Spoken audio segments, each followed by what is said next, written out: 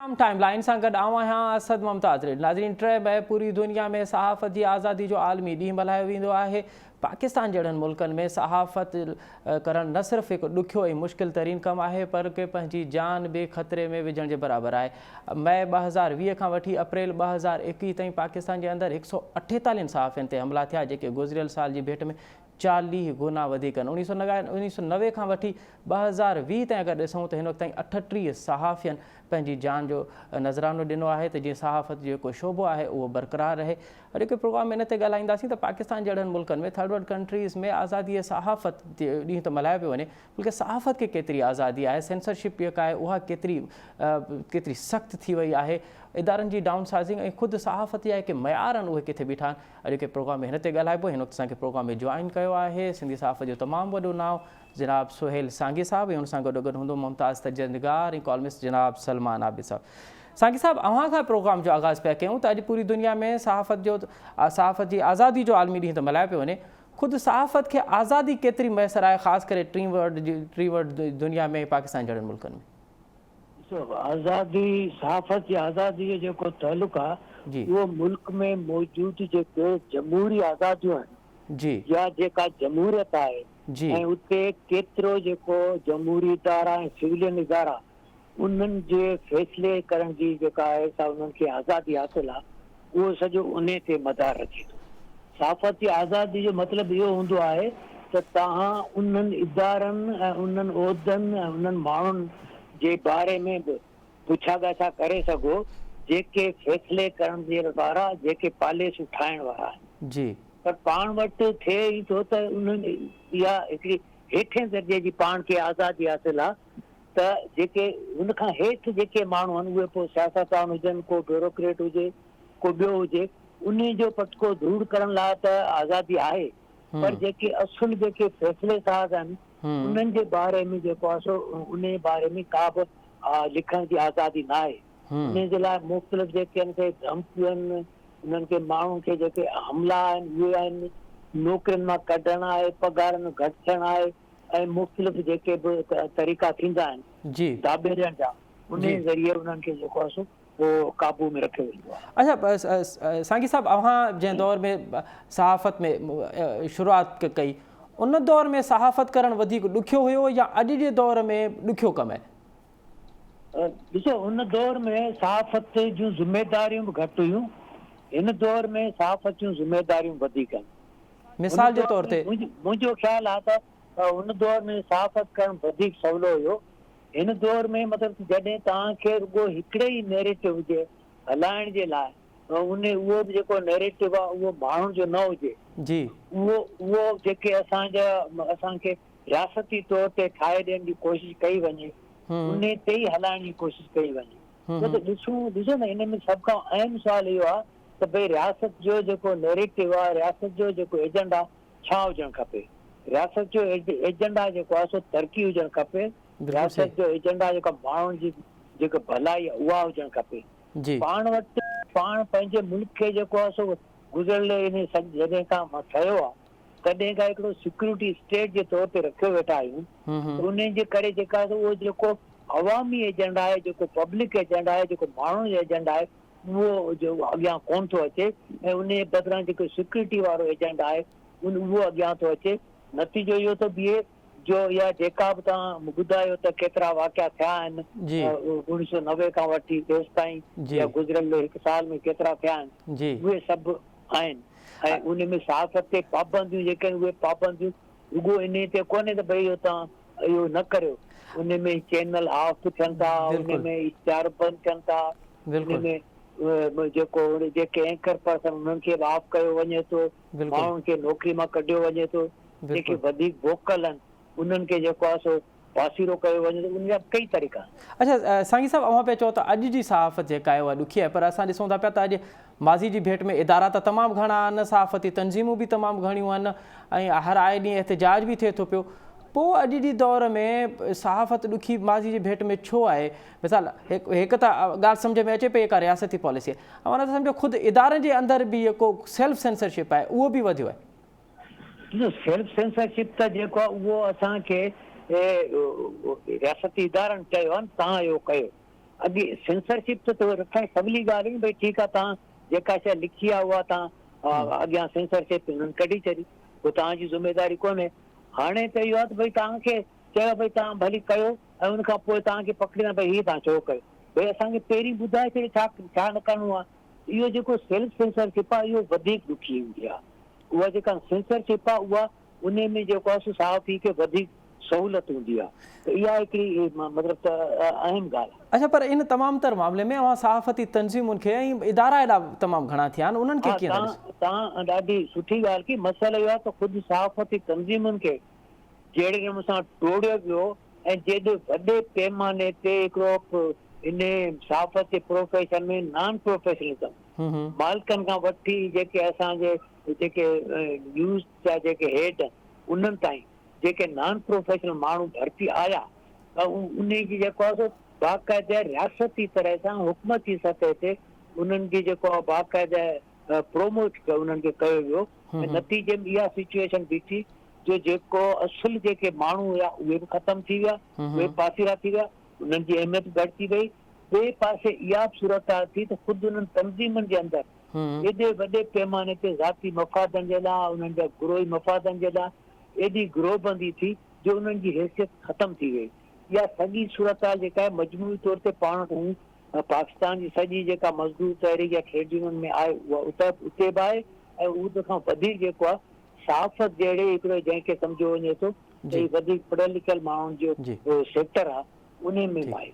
अच्छा साईं साहिबु, हाणे हिकिड़ो ॿियो मसइलो इहो बि आहे त हिन वक़्तु असां सोशल मीडिया जे दौर में बि रहूं था पिया, त हीउ साइबर एरा जो दौरु आहे। हिन वक़्तु असांखे ख़बरूं जेकी आहिनि उहे विदिन अ सेकेंड्स ऐं माइक्रो सेकेंड्स में बि मिलनि थियूं पियूं, पर जेका ख़बर एक्चुअल हुजणु घुरिजे उहा ख़बर ग़ाइबु आहे। उहा ख़बर सोशल मीडिया तां बि कॾहिं सोशल मीडिया तां त कंहिं हद ताईं मिली थी वञे, प्रेस मां ग़ाइबु आहे सफ़ा। इन सोशल मीडिया केतिरो असरअंदाज़ थियो आहे इलेक्ट्रॉनिक मीडिया ऐं प्रिंट मीडिया ते? ॾिसो, सोशल मीडिया त हिकिड़ो टूल आहे, उन खे तव्हां कीअं था इस्तेमालु कयो, हिकिड़ी ॻाल्हि। ॿी ॻाल्हि इहा त सोशल मीडिया जेका आहे सा उहो जीअं फर्स्ट इंफॉर्मेशन आहे, उतां तव्हांखे हिकिड़ो टिप मिले थो, उनखां पोइ तव्हां उन खे कमु करियो था, ऐं हुन में जेकॾहिं तव्हां इन्वेस्टिगेट नथा करियो त पोइ सोशल मीडिया जेको आहे उहो हिकिड़ो ई वर्जन आहे। हिकिड़ी ॻाल्हि इहा आहे। ॿी ॻाल्हि इहा आहे त सोशल मीडिया ख़ुदि केतिरी ऑथेंटिक आहे, इहो वॾो अहम ॻाल्हि आहे। हर जेका उन ते ख़बर अचे थी, हर माण्हू जेको चवे पियो उनखे तव्हां नथा चई सघो। ॾिसो, जेको तव्हां सोशल मीडिया ते का पोस्ट रखियो था उहो कुझु बि थी सघे थी, का बि इंफॉर्मेशन थी सघे थी, पर ख़बर उहा आहे जेका वेरीफाइड इंफॉर्मेशन हुजे, यानी तस्दीक थियल हुजे। जेकॾहिं कंहिं मोतबर कंहिं माण्हू जे उन सोशल मीडिया ते का शइ आहे त पोइ पाण इहो चऊं था त इहा जेका आहे तस्दीक थियल आहे, उन ते पाण वधीक भरोसो। ठीकु आहे साईं साहिबु, अवां असां सां गॾु रहिजो। हिन वक़्तु असांखे जॉइन कयो आहे मुल्क जे नाले वारे तजनिगार ऐं कॉलमिस्ट जनाब सलमान आबिद साहब। सलमान आबिद साहब, प्रोग्राम में खुश आमदीद। ये बताइए कि 3 मई है, पूरी दुनिया में आज़ादी सहाफ़त का दिन मनाया जा रहा है, कितना मुश्किल है पाकिस्तान जैसे ममालिक में सहाफ़त करना? देखिए, पाकिस्तान जैसे माशरों में जहाँ जमहूरियत बहुत कमज़ोर है और ख़ास तौर पे आज़ादी इज़हार के मौक़े भी बहुत कम है, उस मौके पर ऐसे हालात में ये कहना कि पाकिस्तान में आज़ादी सहाफ़त की सूरत हाल ठीक है, ये दुरुस्त नहीं है। बहुत से मामलात पे हमें रियासती सतह पर, हुकूमती सतह पर और अब तो इदारा जाती सतह पर भी बेशुमार पाबंदियों का सामना करना पड़ता है। क्योंकि जब मैं इदारा जाती कहता हूँ तो इससे मुराद ये है कि मालकान का अपना एजेंडा होता है, और अब अखबारात जो हैं या जो इलेक्ट्रॉनिक टीवी है वो बुनियादी तौर पे मालकान के अंडर चलता है, तो मालकान का अपना एजेंडा भी होता है। तो इसलिए हर तरह की पाबंदियों का हमें सामना करना पड़ता है, इसमें कोई शक नहीं है। लेकिन साथ साथ बहुत सी मादर पिदर आज़ादी भी पाकिस्तान में मीडिया को हासिल है। यानी जो इस वक्त मीडिया के अंदर गुफ्तगू हो रही है, ये बहुत कम जो है ना इस तरह से देखने को मिलती है, जिसमें गैर जिम्मेदारी का अंसर जो है वो बहुत ज़्यादा है। रियासती इदारों पर तनकीद जिस अंदाज से होती है, हुकूमत के ऊपर तनकीद बजा है, लेकिन तनकीद करते वक्त बाज़ औक़ात हम इदारा जाती अमल को भी कमज़ोर करते हैं।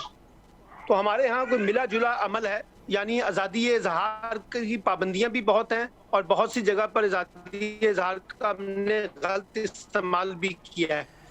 ठीक है, तो आप कह रहे हैं यहाँ जो सहाफ़ती तंजीमें हैं और सहाफ़ी है जी, तो मैं कहा बुनियादी तौर पे हमारा सहाफ़ी कमज़ोर हुआ है, جب میں میڈیا کی کمزوری کی بات کرتا ہوں تو صحافی بھی بہت زیادہ کمزور ہمیں نظر آیا ہے اس پورے عمل میں.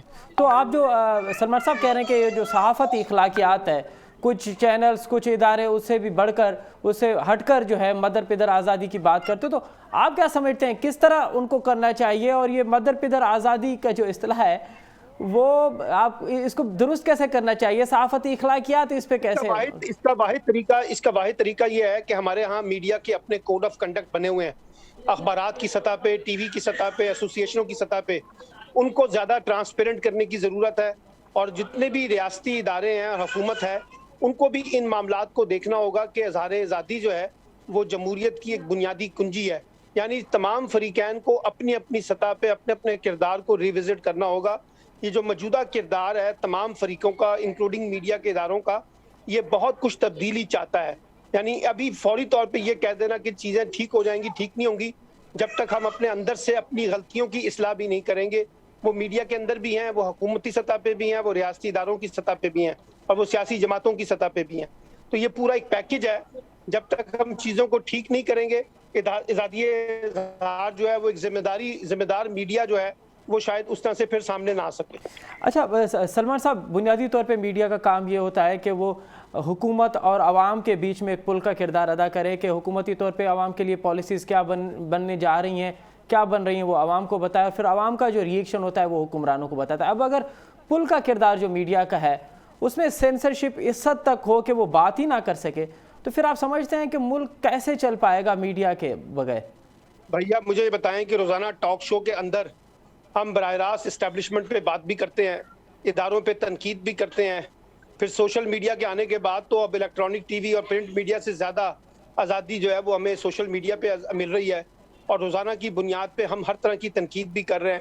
اس لیے یہ مسئلہ نہیں ہے. مسئلہ یہ ہے طور پہ ریاستی اداروں کی پابندیاں ہیں. وہ پابندیاں اس لیے لگی ہوئی ہیں کہ ہمارے ہاں جو میڈیا مالکان ہیں ان کے اپنے مفادات ہیں، وہ اپنے مفادات کے تحت میڈیا کو چلانے کی کوشش کرتے ہیں. اس میں کلیدی کردار تو صحافیوں کا اور صحافتی تنظیموں کا ہونا چاہیے نا. وہ انفارچونیٹلی پاکستان میں کمزور ہوا ہے. اخبارات میں ایڈیٹر انسٹیٹیوشن جو ہے وہ ختم ہو کر رہ گیا ہے. اب ایڈیٹر کے مقابلے میں مالک جو ہے وہ براہ راست اخبارات کے معاملات کو ڈیل کرتا ہے. تو ہمارے اپنے اندر بھی بے شمار مسائل ہیں. جب ہم اپنے مسئلوں کو ٹھیک کریں گے تو ہم پھر باہر اسٹیبلشمنٹ سے اور ریاستی اداروں سے اور حکومت کی سطح پہ ایک زیادہ بہتر طریقے سے اپنا مقدمہ لڑ سکیں گے. لیکن اگر ہم نے اپنے اندر ہی اپنی چیزوں کو ٹھیک نہ کیا تو پھر باہر والے تو ہمارے اوپر دباؤ ڈالیں گے، اپنی مرضی اور منشا کے مطابق ہمیں چلانے کی کوشش کریں گے. سلمان صاحب، آپ کیا سمجھتے ہیں کہ پاکستان میں اظہار کی آزادی، میڈیا کی آزادی میں سب سے بڑی رکاوٹ کیا ہے؟ ریاستی ادارے ہیں، ان کی پالیسیز ہے، یا مالکان کے مفادات ہیں؟ آج کل تو یہ ریاستی اداروں کے ہیں اور مالکان کے جو مفاد ہے وہ زیادہ بڑھ گئے ہیں. انہیں آزادی صحافت سے زیادہ اپنے کاروبار کے مفاد جو ہے وہ زیادہ امپورٹنٹ لگتے ہیں. اسی لیے آج کل پابندیاں ریاست جو ہے وہ بھی مالکان کے ساتھ ملی بھگت تنظیمیں تو پیچھے رہ گئی ہیں. تو اس لیے یہ سارا ایک بن چکا ہے. انہوں نے ایک اسٹرانگ قسم کا ایک جو وہ اپنی مرضی اور منشا کے مطابق میڈیا کو چلانا چاہتے ہیں، جس کی وجہ سے پرابلم آ رہی ہے. اچھا سہیل سانگھی صاحب، اوہاں کی پہلی سو تو ہن وقت کو میڈیا جو کردار ہے وہ عوام کے باخبر رکھنے والو ہے، یا حکومتی پالیسیز اڑی ون تو ہر صورت میں عوام کے بے خبر رکھی ون؟ صحافت جیکا ہے وہ تو بنیادی طرح کا مطلب میڈیا جی وہ تو ایکڑو ہانے تو کاروبار ہے نا. اچھا وہ کاروبار ہے تو وہ کاروبار چھاکان جو ریگولیٹ کتھاں تو تھے انہیں کاروبار میں پیسہ کتھاں تھا اچن، یہ بگالیوں ہیں جیکے جیکو اصولے لے کے انہیں گیا کہ طے کلین تو یہ کاروبار کی ہوجے. تو ان میں سب کھاں جیکو وڈے وڈو اسٹیک ہولڈر ہوندی ہے، جیکا ریگولیٹری اتھارٹی ہوندی ہے، وہ ہوندی ہے حکومت یا ریاستی ادارہ پان بھی چاہو. تو وہ جے کہڑے قسم جوں پالیسیوں ٹھائن تھا، جیکے ہن جیکو بھی سیکٹر آئے صحافت جی سیکٹر آئے وہ کی وتے اتنے کہڑے قسم جا مانو ہوجن، کہڑے شن کے پروموٹ کجے، وہ سجو ڈیپینڈ کندو کہ جیکو اساں جو حکومت آئے جیکے پالیسیوں دے تھی وہ ان کے بارے میں کہڑی پالیسیوں دے تھی.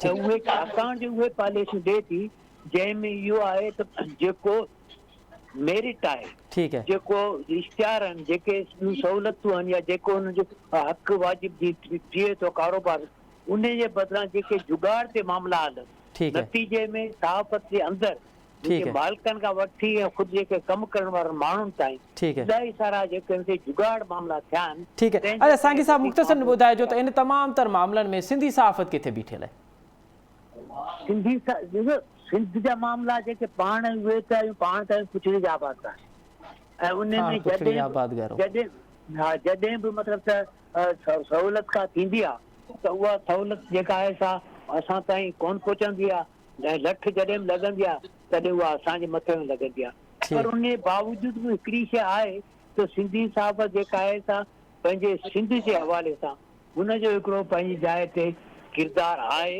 ऐं उहो जेको सिंध जी जेको मजमूई तौर ते हिकिड़ी सिंध जी जेका यूनिटी आहे जेका सॉलिडरिटी आहे ٹھیک या उन जा जेके पाण सिंध कास था चऊं उन ते हू बीठी रहंदी आहे ٹھیک ہے سلمان عابد صاحب آپ کیسے دیکھ رہے ہیں آنے والے دنوں میں آزادی صحافت پہ سینسرشپ اور بڑھے گی یا آپ کو آنے والے دنوں میں آپ پر امید ہے کہ اب صحافت میں اور اب صحافت اپنی جستجو کر کے اپنی جدوجہد کر کے اپنی آزادی واپس لے لے گی دیکھیے یہ سب اب سلوگن بن گئے ہیں سیاسی نعرے بن گئے ہیں آزادی صحافت تو بہت دور چلی گئی ہے پاکستان کے اندر سے کیونکہ میں نے آپ کو کہا ہے کہ یہ آزادی صحافت کا کھیل جو ہے وہ تو مالکان کے ایجنڈے کا حصہ بن گیا نا اب مالکان تو ریاست کے ساتھ باہمی اپنے مفادات طے کرتے ہیں اس کے مطابق جرنلزم کو چلانے کی کوشش کرتے ہیں صحافت کی آزادی کو انشور کرنا تھا اخباری تنظیموں نے ہمارے ہاں جو فیڈرل یونین آف جرنلسٹ ہیں پی ایف یو جے وغیرہ انہوں نے زیادہ اس کے چلنا تھا وہ تو ہو گئے بہت کمزور ادارے آپ نے دیکھا کہ ہماری ایسوسیشنیں ہمارے پریس کلبس اب وہ طاقت نہیں رکھتے جو ایک زمانے میں ان کے پاس طاقت ہوا کرتی تھی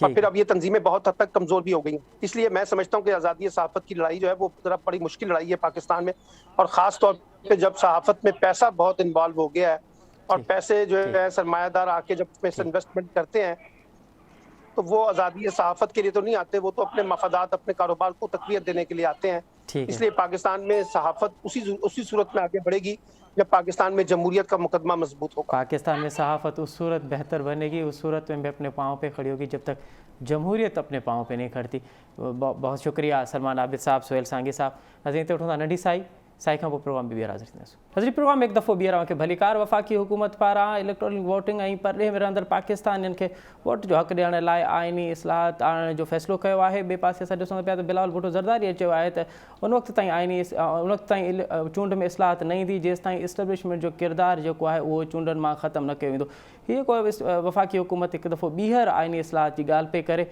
उन में हक़ीक़त केतिरी आहे संजीदगी केतिरी आहे ऐं उन में आइनी मुंझारा कहिड़ा आहिनि ॿियूं जेके अपोज़िशन जूं पार्टियूं आहिनि उहे हिन आइनी इस्लाह ते हिन वक़्त ताईं कनि उहे हुकूमत जो साथ छो न पियो ॾियनि अॼु के प्रोग्राम में हिन ते तफ़सीली ॻाल्हाईंदासूं हिन असांखे प्रोग्राम में जॉइन कयो आहे जस्टिस रिटायर्ड शाइक़ उस्मानी साहब ऐं उन सां गॾोगॾु मुल्क जो नाले वारो कानूनदान जनाब बैरिस्टर ज़मीर घुमरो साहब जस्टिस साहब आपसे प्रोग्राम का आगाज़ करते हैं बुनियादी तौर पे रुकावट क्या है आइनी इस्लाहात इलेक्शन या आइनी इस्लाहात के लिए अपोजिशन क्यों नहीं मान रही है हुकूमत की सफ़र को देखिए हमारे मुल्क में बदकिस्मती से जो हुकूमत चल रही है हमें जिस तरीके से ऐसा तो मैंने अपनी ज़िंदगी में पाकिस्तान में मैं 47 से मौजूद हूँ मैंने तो कभी नहीं देखा जितनी कॉन्फ्रंटेशन जितनी पोलराइजेशन जितनी गाली गलौज और सब चीज़ें हो रही हैं इससे होता ये है कि ऑपोजिशन जो है वो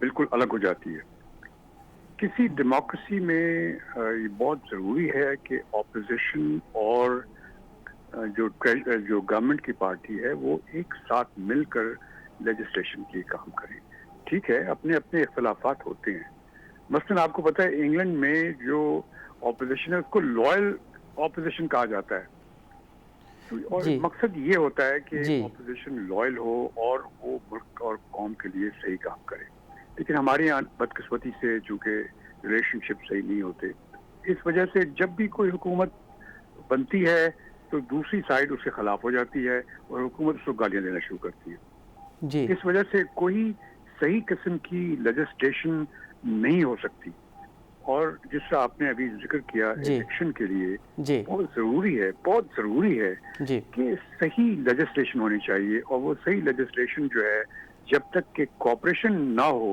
दोनों साइड में नहीं हो सकती क्योंकि जो गवर्नमेंट कहेगी वो अपोजिशन उसके खिलाफ जाएगी, जो अपोजिशन कहेगी गवर्नमेंट उसके खिलाफ जाएगी। तो इस तरह से लेजिस्लेशन नहीं हो सकती। अच्छा जैसे साहब आप आज बाबर अवान साहब ने एक तजवीज़ दी कि जो अब हल्के बनने चाहिए इलेक्शनी हल्के जो हों वो आबादी के बुनियाद पे नहीं, जो रजिस्टर्ड वोट हैं उनके बुनियाद पे बनने चाहिए। आप इस तजवीज़ को कैसे देख रहे हैं? ये आबादी देखिए जो सॉरी आप दोबारा क्या आपने कहा? उन्होंने कहा कि आबादी के बुनियाद पे हल्के बने हुए हैं ना हमारे कौमी असेंबली के, सूबाई असेंबली के, आबादी के बुनियाद पे ना हो, जो रजिस्टर्ड वोट जहाँ ज़्यादा हो वहाँ हल्के ज़्यादा हो, जहाँ रजिस्टर्ड वोट कम हो वहाँ पे कम हो। इस तजवीज़ को आप कैसे देख रहे हैं? नहीं, ये तो सही नहीं है ना, ये तो आबादी के बेसिस पे होना चाहिए। ये रजिस्टर्ड वोट से तो कोई ताल्लुक नहीं है इसका, और आबादी के बेसिस पे होना चाहिए। ये सारी दुनिया में ऐसे ही होता है, और ये तो मेरे ख्याल में गलत उनका जो कहना है, वो शायद अभी कह रहे हैं, पहले तो उन्होंने कभी नहीं कहा, वो पहले भी सियासी जिंदगी गुजार चुके हैं। ये तो सही नहीं है। अच्छा जैसे साहब एक और तजवीज़ दी कि जो सियासी पार्टियां हैं उनमें कम से कम 10,000 उनकी मेंबरशिप हो, जब भी उनकी रजिस्ट्रेशन होगी। 10,000 से कम मेंबरशिप वाली सियासी पार्टी को रजिस्टर ना किया जाए। तो आप समझ रहे हैं कि जो छोटी पार्टियां हैं वो इस तजवीज़ पे कैसे पूरा उतरेंगी? देखिए मैं तो इससे बिल्कुल एग्री नहीं करता। देखिए पार्टी बनाने के लिए कोई जरूरी नहीं है कि आपके पास 10,000 लोग हों। आपके पास 9,999 लोग भी हो सकते हैं, तो इसके मतलब वो पार्टी रजिस्टर नहीं हो सकती। पार्टी का मतलब ये होता है कि आप एक पॉइंट ऑफ व्यू पेश कर रहे हैं, वो दूसरों को पसंद हो या ना पसंद हो, लेकिन आप ये नहीं कह सकते कि ये इतने लोग होने चाहिए। ये तो बिला वजह इंटरफेरेंस की बात है। जो सियासी तौर तरीका है उसमें रजिस्टर जितनी मर्जी पार्टी हो जाए उससे क्या होता है। ये तो इलेक्शन में जब वो जाते हैं तो वहाँ पे जब उनको लोग आते हैं, वोटर्स उनको इलेक्ट करते हैं, तो उस वक्त साफ जाहिर हो जाता है जो पार्टीज के जिनके पास के सपोर्ट नहीं होती वो खत्म हो जाती हैं। ये तो एक नॉर्मल प्रोसेस है, इलेक्टोरल प्रोसेस है। तो ये तो मेरे ख्याल में गलत तजवीज़ है और इसका कोई बेसिस नहीं। ठीक है। जैसे साहब आप हमारे साथ रहे, हमें साबिक एडवोकेट जनरल सिंध और मुमताज़ कानूनदान बैरिस्टर ज़मीर घुमरो साहब ने भी ज्वाइन किया। घुमरो साहब कीअं पिया ॾिसो हिन वक़्तु वफ़ाक़ी हुकूमत चवे पई त आइनी इस्लाह थियणु घुरिजनि, अपोज़िशन चवे थी पई त असांखे तव्हां ते एतबार कोन्हे, हीउ मामिलो किथे पहुचंदो? ॾिसो जीअं शाइक़ उस्मानी साहब चयो त मुल्क में पोलराइज़ेशन एतिरी आहे ऐं उनजो बुनियादी सबबु इहो आहे त जॾहिं इक़्तिदार में का पार्टी अचे थी त उनजे मैंडेट ते क्वेश्चन्स आहिनि, त उहा इलेक्शन में जेको आहे धांधली करे आई आहे। तव्हां ॾिठो हूंदो त 2013 में बि जेका गवर्नमेंट आई उन ते बि इहे क्वेश्चन्स हुया, ऐं 2018 में बि जेका गवर्नमेंट आई आहे उहा उन ते इहे क्वेश्चन्स हुया। जॾहिं त अरिड़हीं तरमीम खां पोइ 2017 में पाकिस्तान पीपल्स पार्टी ऐं पंहिंजो मुस्लिम लीग आहिनि, उन्हनि 2017 में इलेक्शन एक्ट आंदो ऐं अॻिलो जेको कानून हो 1976 वारो उनखे उन्हनि रिप्लेस कयो इलेक्शन एक्ट सां। पर उन जे बावजूद बि 2018 में जेके चूंडूं थियूं उन ते जेको आहे सो क्वेश्चन्स उथिया त हीउ जेको गवर्नमेंट जो जेको मैंडेट आहे उहो जैली मैंडेट आहे, उहो सही मैंडेट न आहे, इलेक्शन में धांधली थी आहे। त बुनियादी तौर ते सबबु इहो हुजे थो त इलेक्शन में धांधली थी थिए, उनजे करे ॿी पार्टी जेको आहे सो उनजे मैंडेट खे तस्लीम नथो कयो वञे। उनजे करे अपोज़िशन ऐं गवर्नमेंट जे विच में तलखी हले थी, पोलराइज़ेशन थिए थी ऐं हिक ॿिए जे ख़िलाफ़ जेको आहे सो वठ पकड़ थिए थी, जंहिंजे करे जेको आहे सो मुल्क में माहौल अहिड़ो थो हुजे जंहिंजे करे का बि तरक़ी नथी थिए, इकनॉमी मुतासिर थी थिए, माण्हू मुतासिर थियनि था, फंडामेंटल राइट्स मुतासिर थियनि था। त बुनियादी तौर ते वाकई मसइलो त इहो आहे इलेक्टोरल रिफॉर्म्स जो, त फ्री एंड फेयर इलेक्शन्स मुल्क में कीअं थियनि। पर जेसि ताईं सभु स्टेक होल्डर, सभु पॉलिटिकल पार्टीज़ गॾु कोन थियूं थियनि ऐं कंसेंसस सां उहो नथो थिए त मुंहिंजे ख़्याल में हिकिड़ी पार्टी जेकॾहिं करे थी त उनजो जेको आहे सो असरु कोन पवंदो। ऐं फेयर एंड फ्री इलेक्शन्स खे यकीनी बनाइण लाइ ज़ाहिर आहे त मुल्क जा सभु स्टेक होल्डर्स जेके बि आहिनि उहे गॾु वेहनि ऐं कानून में एतिरियूं तब्दीलियूं कनि। ऐं जीअं अवां सम्झो पिया त ज़मीर साहब हिन वक़्तु अवां सम्झो पिया जेका अवां चओ पिया त सभु स्टेक होल्डर गॾु थियनि, हिन वक़्तु उहो माहौल आहे सभिनीनि खे गॾु थियण जहिड़ो? उहो त गवर्नमेंट त सोलो फ्लाई थी करे न। ॾिसो गवर्नमेंट जॾहिं माहौल ठाहींदी त सभई स्टेक होल्डर गॾु थींदा न। जॾहिं इहा त रेस्पॉन्सिबिलिटी बेसिकली त गवर्नमेंट जी आहे न, त उहा मुल्क में अहिड़ो माहौल पैदा करे जंहिंमें अपोज़िशन बि गॾु वेही सघे ऐं गवर्नमेंट बि गॾु वेही सघे ऐं ॿिया जेके सोसाइटी जा स्टेक होल्डर्स आहिनि, जर्नलिस्ट आहिनि, वकील आहिनि, छो त फ्री एंड फेयर इलेक्शन्स में सभिनी जो स्टेक आहे। जेसि ताईं तव्हांजो मैंडेट सही कोन्हे, जेसि ताईं माण्हुनि खे फ्री चॉइस ऑफ वोट कोन्हे त उहो वोट जेको आहे free without fear and favour करे सघनि, तेसि ताईं डेमोक्रेसी जेको आहे सो हिन मुल्क में कीअं स्ट्रांग थींदी? तव्हां हुनखे कीअं मैंडेट खे जेको आहे सो जेन्युइन चई सघूं ठीक था। ज़मीर साहब, अवां 2013 जी ॻाल्हि कई, उन में असां ॾिठोसीं त जेके हाराए विया या जिन्हनि जूं सीटूं घटि आयूं उन्हनि चयो त बाबा हीअ आरओ इलेक्शन्स हुया। हाणे 2018 में पोइ RTS सॼो सिस्टम वेहिजी वियो। डस्का जो असां इलेक्शन ॾिठोसीं त उते जंहिं तरीक़े सां धांधली थी या मीडिया उनखे रिपोर्ट बि कयो। 249 वारो जेको आहे हाणे 2 ॾींहं अॻु में 3 ॾींहं अॻु में चूंड थी आहे, उन में त असांखे इन तरह जो को वाक़ियो बि नज़र न आयो, न मीडिया कंहिं रिपोर्ट कयो, न सियासी पार्टियुनि अहिड़ी का स्टेटमेंट ॾिनी। 10 वॻे ताईं सभिनी सियासी पार्टियुनि चयो त पुरअमन इलेक्शन थी आहे। 12 वॻे खां पोइ धांधली जा इल्ज़ाम लॻा। त आख़िर शिकस्त क़बूल करण वारी जेका जेको जज़्बो हुजणु घुरिजे उहा असांजी सियासी पार्टियुनि में न छो न आहे पैदा थी? मुंहिंजे ख्याल में इन जे करे ई आहे त जेको इलेक्टोरल सिस्टम आहे उन ते जेको आहे माण्हुनि जो कॉन्फिडेंस कोन्हे को। उहो माण्हुनि जो कॉन्फिडेंस कॾहिं थींदो जॾहिं सभई स्टेक होल्डर्स गॾु थींदा। ॾिसो त तव्हांखे ख़बर हूंदी त मिफ्ता इस्माइल साहिबु पाण जेको आहे कामयाबी जो ऐलान कयो ऐं इलेक्टोरल प्रोसेस ते कॉन्फिडेंस जो एतमाद जो इज़हार कयो। उन खां पोइ राति जो जेको आहे सो देरि सां हिननि चयो त न असांखे कॉन्फिडेंस कोन्हे ऐं जेको आहे सो इलेक्शन में धांधली थी आहे। त मुंहिंजे ख्याल में इहो पंहिंजो का पार्टी जेकॾहिं खटे थी ऐं प्रोसेस जेको आहे सो तव्हां राति जो 10 बजे ताईं ठीकु था चओ, उन खां पोइ जेको आहे तव्हां चओ था प्रोसेस ग़लति आहे, इहो का माना कोन थो रखे। उहो उनजो सबबु इहो आहे त जेको आहे पॉलिटिकल पार्टीज़ जो इलेक्टोरल प्रोसेस ते कॉन्फिडेंस कोन्हे ऐं माण्हुनि जो जेको आहे सो एतिरो कॉन्फिडेंस कोन्हे। माण्हू उन करे इलेक्शन कमीशन ऑफ पाकिस्तान खे जेको आहे सो ऐं गवर्नमेंट खे या अपोजिशन खे गॾु वेही जेके लाज़ आहिनि उन में जेको आहे सो आयरन क्लेट गारंटीज़ ॾियणियूं पवंदियूं त फेयर एंड फ्री इलेक्शन्स कीअं थियनि ऐं उनजो तरीक़ेकार छा हुजणु घुरिजे। छो त पाकिस्तान में हर इलेक्शन तव्हां ॾिसो हूंदो 1990 जी इलेक्शन, 1997 जी इलेक्शन, 2013 जी सभु इलेक्शन्स ते क्वेश्चन्स उठा आहिनि त इलेक्शन में धांधली थी आहे। का बि इलेक्शन फ्री फेयर कोन थी आहे। जेकॾहिं इवन 93 वारी इलेक्शन हुई उन में बि या 88 वारी इलेक्शन उन में बि इहा लॻी धांधली त पंजाब में धांधली कई हुई आहे पाकिस्तान पीपल्स पार्टी सां। त मुंहिंजे ख्याल में जेको मैंडेट पॉलिटिकल पार्टीज़ जो अचे थो उहो फ्री एंड फेयर इलेक्शन जे ज़रिए नथो अचे त मुल्क में जमहूरियत मज़बूत कोन थींदी। मुल्क में जेको आहे माण्हुनि खे right to change the government कोन मिलंदो, right to install the government न मिलंदो, त पोइ उहा जमहूरियत कहिड़ी आहे? हाणे ज़मीर साहब मुख़्तसरन ॿुधाइजो इन जो हल कहिड़ो आहे ऐं छा PTI हुकूमत वाकई इलेक्शन इस्लाहत आणण में कामयाबु थी वेंदी ऐं अपोजिशन खे राज़ी करे वेंदी? उन मां नथो सम्झां छो त अपोजिशन जेको आहे सो PTI सां हिकिड़े पेज ते तॾहिं ईंदी जॾहिं हू कॉन्फिडेंस बिल्डिंग मयसर कंदा। हींअर सूरत हाल अहिड़ी आहे जो हुकूमत जेको आहे सो उहा अपोजिशन सां पाण वॾे पैमाने ते जेको कन्फ्रंटेशन में आहे ऐं हू अपोजिशन खे जेको आहे सो उहा अपोजिशन सम्झनि ई कोन था ऐं हुननि खे जेको आहे चोर चोर सां कुटनि 24 कलाक अहिड़े माहौल में जंहिंमें एतिरी कन्फ्रंटेशन हुजे त इहे स्टेक होल्डर्स गॾु कोन थींदा पाण में। ठीक है जैसे साहब, आप क्या समझते हैं इस तमाम तर मामले का हल क्या है और PTI हुकूमत इस्लाहत लाने में कामयाब हो जाएगी? अच्छा, असांजो आवाज़ कटिजे पियो। वॾी महिरबानी ज़मीर घुमरो साहब, जस्टिस शाइक़ ओसमानी साहब। नाज़रीन, तव्हां ॿिनि कानूनी माहिरनि जो तजुर्बो ॿुधो। उन्हनि जो चवणु आहे त जेका जेसिताईं इलेक्टोरल चूंडनि जा रिफॉर्म न ईंदा तेसि ताईं हीउ मामिलो जीअं जो तीअं ई रहंदो ऐं जेका बि पार्टी हारींदी उहा ॿी पार्टी ते जेका धांधली जा इल्ज़ाम आणींदी ऐं इहो माज़ी में बि थींदो रहियो आहे, मुस्तक़बिल में बि थींदो रहियो आहे। हल इहो आहे त रिफॉर्म आणणु घुरिजनि ऐं उन ते तमामु जेके स्टेक होल्डर आहिनि उनखे गॾु विहारणु घुरिजे ऐं पोइ उनजो हल कढियो वञे। प्रोग्राम जे वक़्तु पंहिंजी पुॼाणी ते पहुचे थो। असद मुमताज़ रीटे इजाज़त। अला भाई।